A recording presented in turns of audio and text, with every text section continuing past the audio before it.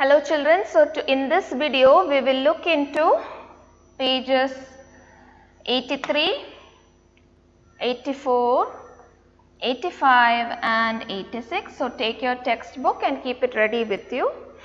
The topic is 9.3, a journey through different habitats. So first we will look into some terrestrial habitats. You have your desert, mountain and grassland. Now in desert habitat, we can see that you have animals like your rat and snake that live in burrows. What is burrow? They dig a hole in the soil and they live deep in the soil. They live deep in the soil, they are burrows. And when do they come out to hunt? They come out at night to catch for food, when it is cold or less warm and they can survive. Now desert plants, like you have your cactus present here. How do they live in desert region? They lose very little water through transpiration. They lose very little water through transpiration. Leaves are either absent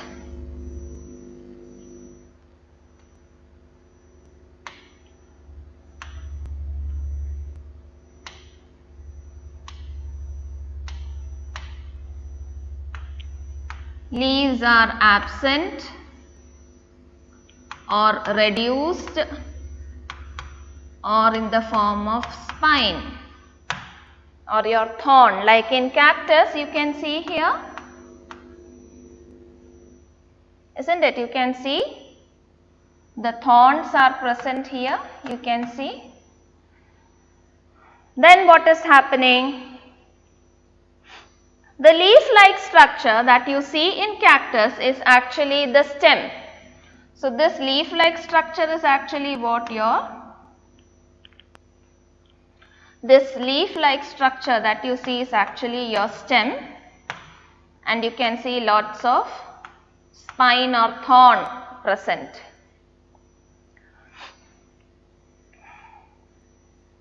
Now photosynthesis is carried out by the green fleshy stem, and this stem is also having a waxy coating or covering. It reduces the water lost through the stem, or it helps to keep the water, retain your water.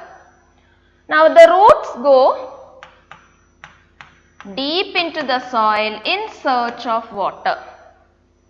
Roots are deep to search for water and to absorb the water.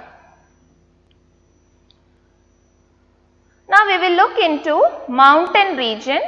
Mountain regions are usually very cold or windy. You can see snowfall in many regions. Snowfall, and large variety of plants and animals are seen here. Now if you look, you can see there is pine tree here, isn't it? Pine tree, commonly seen in mountain region, and this pine tree you can see that they are cone shaped, isn't it? You can see it is cone shaped. And what about the leaves? The leaves are needle like or needle shaped. What happens? The rain or the snow is sliding off easily in such kind of leaves, and they can survive in the cold regions. Different shapes can be present, and this cone shaped helps it to survive in this region. Now you can see different animals are present. You can see your snow leopard, you can see your yak, and you can see your mountain goat. Mountain goat is present here. Now what is present? You have thick skin or fur to protect them from the cold. Thick skin or fur. And in the case of yak, you have long hair. You can see here long hair that keeps the body of this yak warm. Now snow leopard is having thick skin or fur where even on parts of its body, including its feet and toe. You can see here feet and toe is also covered with thick skin or fur to protect it from the cold. Now mountain goat is having strong hooves that helps it to run or climb the mountain. You can see strong hooves are present here.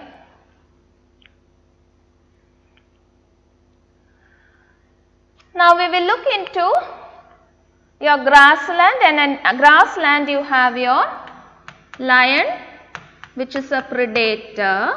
We will understand what that means. And you have your deer, which is the prey.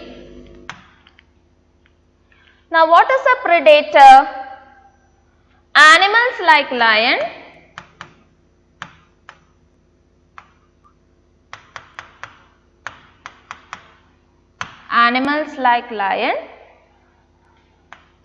that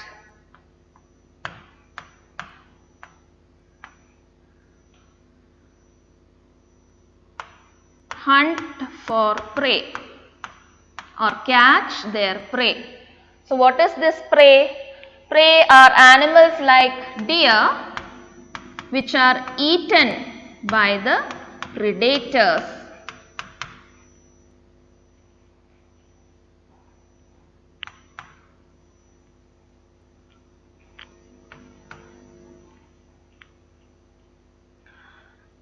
So you can see the body of lion is actually light colored.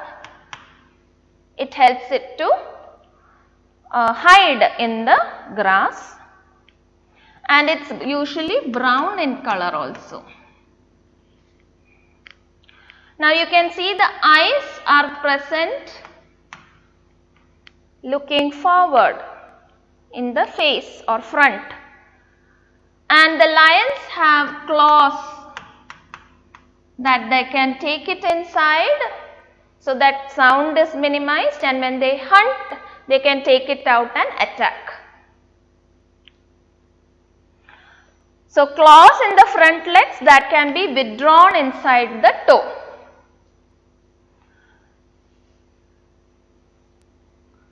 So this is the adaptation in your animal, grassland animal, the lion. Deer has strong teeth which helps it to chew the hard stem of the grass or the plants present in grassland, and they have eyes on the side. You can see the eyes are present on the side that helps them to identify their predator if present. Now it has long ears. You can see long ears are present here. Long ears. Long ear that can hear the sound easily. And the eyes are on the side of the head to look for danger in all directions, and the speed of the deer is high. It can run away very fast and to escape from its predator. Okay, now we will look into the next part, that is your aquatic habitat. In aquatic habitat, you can see different organisms, and you can see your octopus here, and you have your squid also, you have your fishes, and you have your dolphin. Now, some animals like your squid or octopus is not having the shape like a streamlined, boat shaped. So, what do? They stay near the seabed or sea floor, and they will hunt for the animals that come towards them. They don't move much.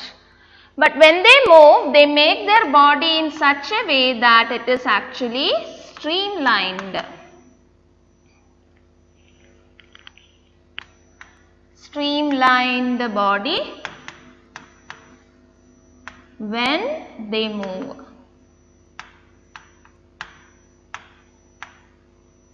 So, what do? They make their body streamlined when they move. And these organisms have gills to breathe in water, gills to take the oxygen. So, you can see the gills in the fishes that are present, gills. They take the oxygen from the water. Now, dolphins and whales have blowholes on the top of their head, upper part of their head, and what do? It helps it to breathe in air, and they can go deep inside the water and stay there for a long time. They will come up to the surface in between to take more air and then go inside. So, this is your blowhole or breathing hole present in the upper part of the head. Blowholes are your nostrils from where it breathes.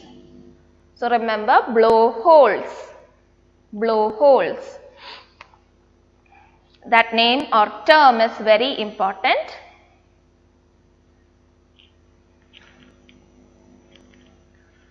Then you have your habitat, ponds and lakes. You can see some plants are fixed to the soil, some plants are floating, and some plants are submerged. വെള്ളത്തിൽ മൊത്തത്തിൽ മുങ്ങി ഇരിക്കുന്ന plants, they are submerged. Now, some plants, the roots are fixed, they are small. Now, roots in the case of terrestrial plants help to go deep in the soil to hold the plant and to absorb water. But in the case of aquatic plants, roots are much reduced. And what is its function, basic function? Main function is to hold the plant in place. And it helps to hold the plant in place.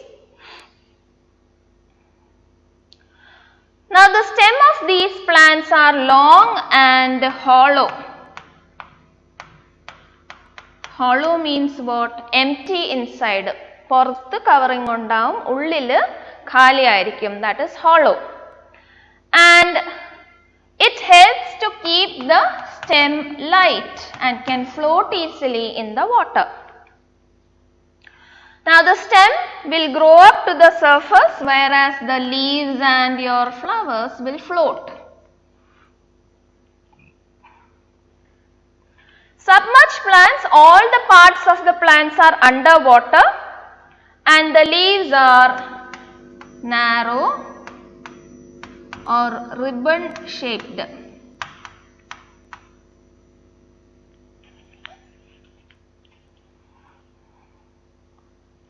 So, what can they do? They can bend in the flowing water easily.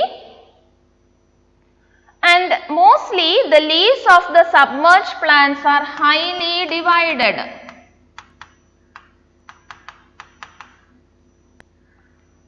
ഒരൊറ്റ leaf ആവാണ്ട് കുറെ parts ആയിട്ടുള്ള leaves. What does it help in?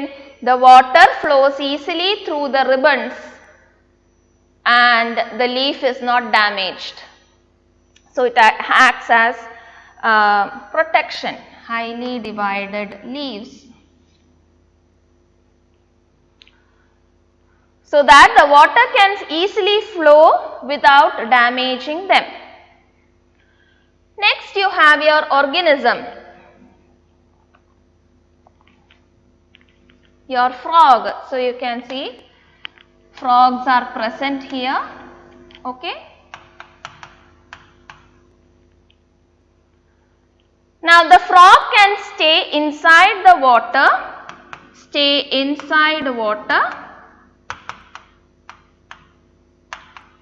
as well as on land.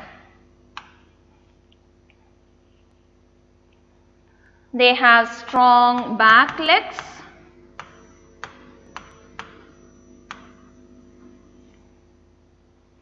Okay, that helps them to leap and catch its prey. Leaping means jumping, chaduga. So they have strong back legs, you can see here, isn't it? Strong back legs are present here. And what do they have? They have the webbed feet. So you can see here the feet is webbed, which helps the frog to swim easily in water.